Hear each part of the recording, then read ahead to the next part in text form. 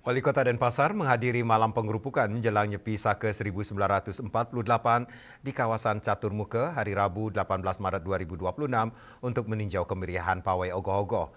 Pemerintah Kota Denpasar menyiapkan posko kesehatan dan 1.500 nasi bungkus gratis bagi masyarakat serta membatasi pawai hingga pukul 00.00 WITA guna memastikan keamanan dan kelancaran acara.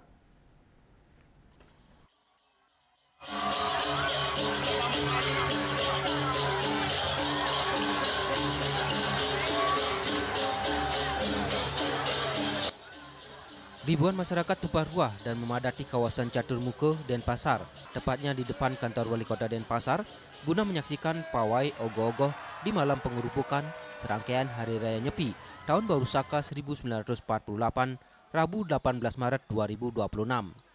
Wali Kota Denpasar I Gusti Ngurah Jaya Negara didampingi Wakil Wali Kota IKD Agus Aryo Wibowo beserta jajaran OPD turut hadir dan berbaur dengan ribuan masyarakat. Dalam kesempatan tersebut, Wali Kota juga terus melakukan koordinasi untuk memastikan kelancaran serta keamanan pelaksanaan pawai ogoh-ogoh di titik 0 Denpasar tersebut. Menurut Bendesa Adat Denpasar, setidaknya 87 ogoh-ogoh dari 106 banjar di Desa Adat Denpasar terdaftar untuk mengikuti pawai pada malam pengerupukan.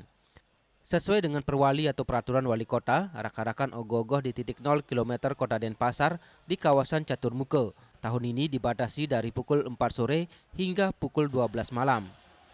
Selain itu, bagi peserta pawai dilarang menggunakan pengeras suara atau sound system hingga mengkonsumsi alkohol saat pengerupukan. Untuk keamanan, pihak desa berkolaborasi dengan Satpol PP, Babin dan Babinsa, TNI Polri, serta ratusan pecalang. Tak hanya itu, setiap peserta ogoh-ogoh juga didampingi oleh pecalang dari masing-masing desa dan jumlahnya mencapai 1.413 pecalang. Kita sudah jauh sebelumnya, sudah 2 bulan kita persiapkan dari 106 banjar adat yang mewilayahi desa adat. Artinya tidak seluruhnya pemetaannya tetap terbuka. Kita sudah bagi, ada yang di Daupuri Klot, Daupuri itu di wilayahnya tidak masuk wilayah Catur Muka.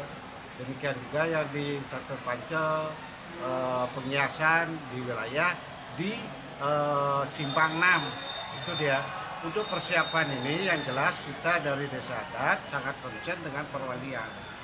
Artinya kita tidak diperbolehkan untuk memakai sound system.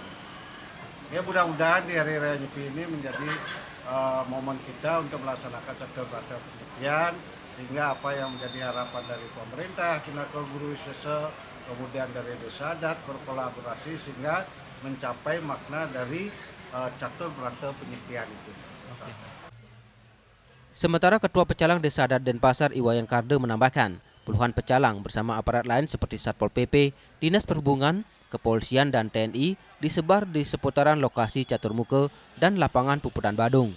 Selain itu, setiap ogoh-ogoh yang lewat ke Catur Muka dikasih nomor yang ditaruh di ogoh-ogoh.